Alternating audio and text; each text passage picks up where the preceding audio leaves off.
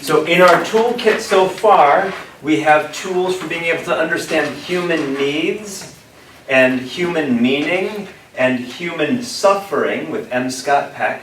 This evening we're jumping into another popular author, Stephen Covey, who wrote a book in 1989 called The 7 Habits of Highly Effective People. The 7 Habits of Highly Effective People by Stephen Covey.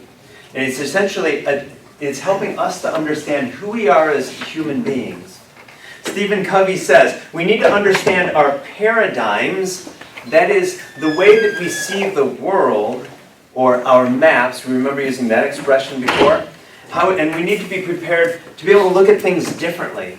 So I may have seen things in one way, but I have to be prepared to be able to say, oh, you know what? The way that I've always seen this may not be fitting with reality. Maybe it's time for me to create a new map, a new way of looking at this.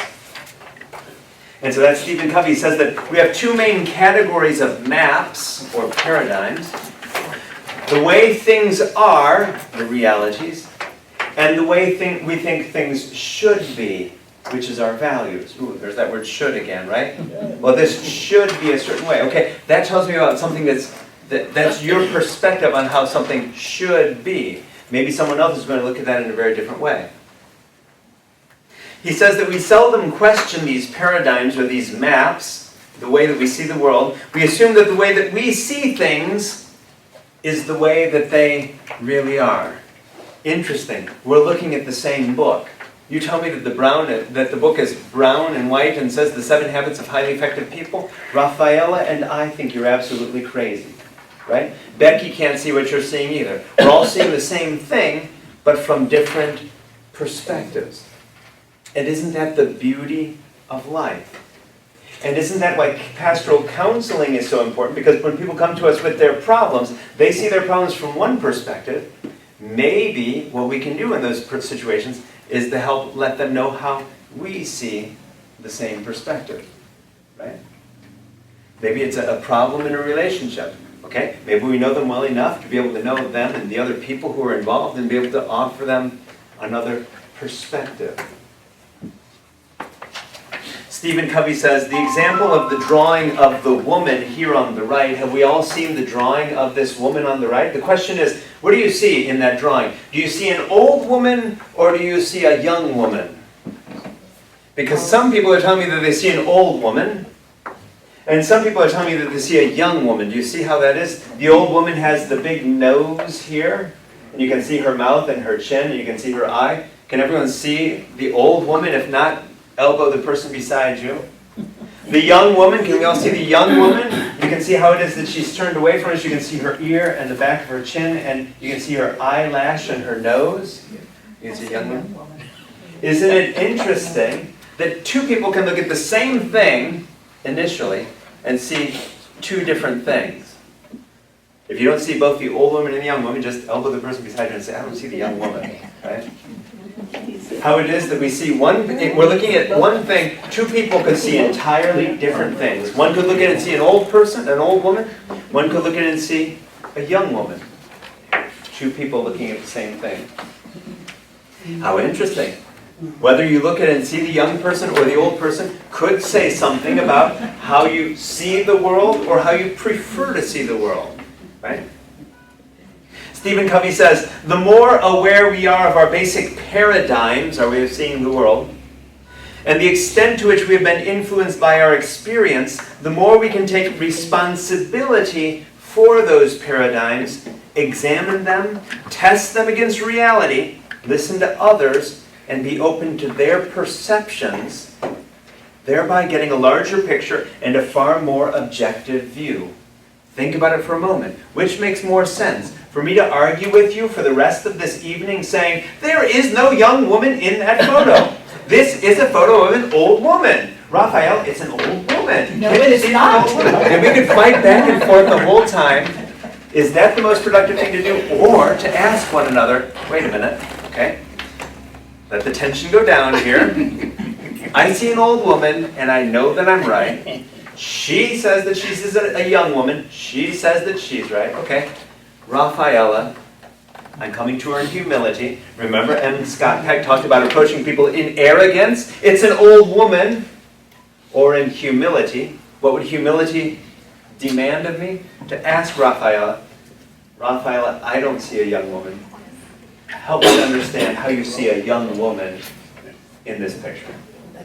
Isn't that, it creates a conversation from a whole different way, where at least it presumes some openness on our behalf to see things from another perspective. Oh, I see what Raphael is talking about now. Okay. Before I just saw an old woman, Raphael has helped me to see something else in this situation. Stephen Covey uses the example of Copernicus, because Copernicus created this new paradigm, this new way of looking at the world. Before him we had Ptolemy, who told us that the earth was at the center of the universe. And it's interesting because the Bible confirmed that view of the earth being at the center and the earth not moving. Psalm 19, verses 1 to 6, Joshua chapter 10, verses 12 to 14. Read your Bibles. The earth is at the center of the universe. Is that what scientists are telling us now? Interesting. Scientists are telling us that the earth isn't in the center with the sun going around it. No. The sun is in the center with the earth going around it. You think that we're standing still? Got news for you. We are spinning on this earth so quickly that this earth turns around one time every 24 hours. How fascinating is that? It's a different way of looking at the world. Rather than thinking that I'm the center of the world turns around me. Oh no, not at all. That was a paradigm shift. Going from a flat world, the thought of a flat world, to a round world. Talk about a paradigm shift. Christopher Columbus thought that if he sailed, he wanted to get to the West Indies. He thought that if he went west, he wanted to get to the East Indies. He thought if he went to the west, he would get there. Because he thought that the world just might not be flat. It might be round. It was a different paradigm, a different way of looking at the world. Stephen Covey concludes that section by saying, sometimes the way we see the problem is the problem. What's the problem? The problem is the way that we see the problem.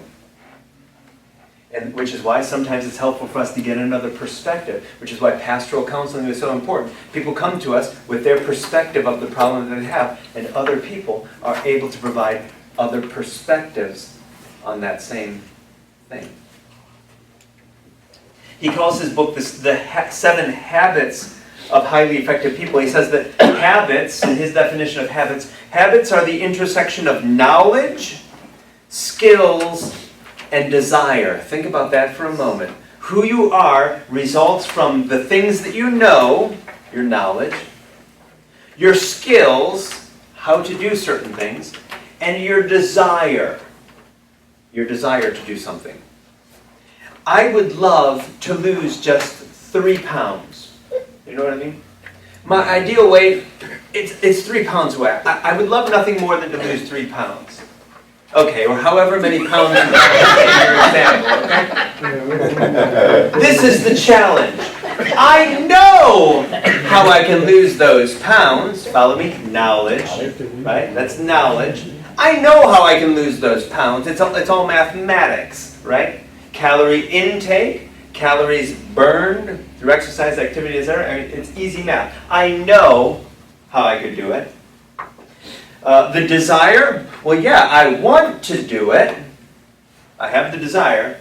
What am I lacking? Ooh, the skills. I'm going to be honest. I love cheese puffs. Went after half a bag of them last night. Follow me? Right? So he says habits are the intersection of those 3 things. In anything in life, you need those 3 things to come together, because that's what makes you the person that you are in any aspect.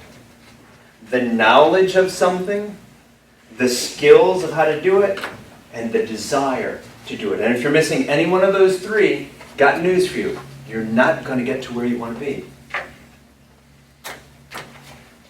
He says, life is a journey, and this is important, from dependence to independence to interdependence. Let's think through those three words. From dependence, when we're babies, when we're infants, we depend on other people to feed us, to change our diaper, to clothe us, to keep us warm. We depend on other people. So life is movement from dependence to independence, which often starts asserting itself around the teenage years. Right? We start discovering that we are our own persons, and I'll dress myself and I'll do what I want. That's independence. But then the final movement, it doesn't stop there. The final movement is to interdependence, simply recognizing how it is that all of us depend on one another. We are interdependent. I depend on you for certain things. You depend on me for certain things. We're all related. So how do we go in life? Stephen Covey's question is, how do we go from dependence, being dependent on other people, to independence, but not to stop there, from there to interdependence? So he comes up with 7 habits. 6 of them are related to that journey, and the 7th is sort of continuing education. He says 3 habits deal with self-mastery. So if you look down here in this chart, going from dependence to independence, do you see how the first 3 habits are going from dependence to independence? The first 3 are be proactive, begin with the end in mind, and put first things first. Those 3 habits have to do with our movement from dependence, depending on others, to independence. So once you develop those 3 habits, and he's going to help to give us the knowledge and the skills to go from dependence to independence. And then 3 habits, those he refers to as private victories, we can see in that triangle there. And then the next 3 habits he refers to as public victories, because going from independence to interdependence, those are public victories, and those 3 habits are think win-win, seek first to understand, then to be understood, and synergize. And we'll come back and we'll talk about all of those. So those are 6 habits. 3 going from dependence to independence. 3 going from independence to interdependence. And then the 7th habit deals with renewal, or as he calls it, sharpening the saw. Okay? When you develop all these skills, how do you keep sharpening the saw? How do you keep it sharp so that you continue to be effective? Have you ever tried to cut something with a dull knife? Right? You're trying to cut something with a dull knife. It would be much easier if you just took the time to sharpen that knife, and you'll avoid a lot of frustration, and it'll be safer. Okay? In our own lives too, we should take the time to sharpen the knife, sharpen the saw, sharpen our skills so that we can be more effective at all of these others.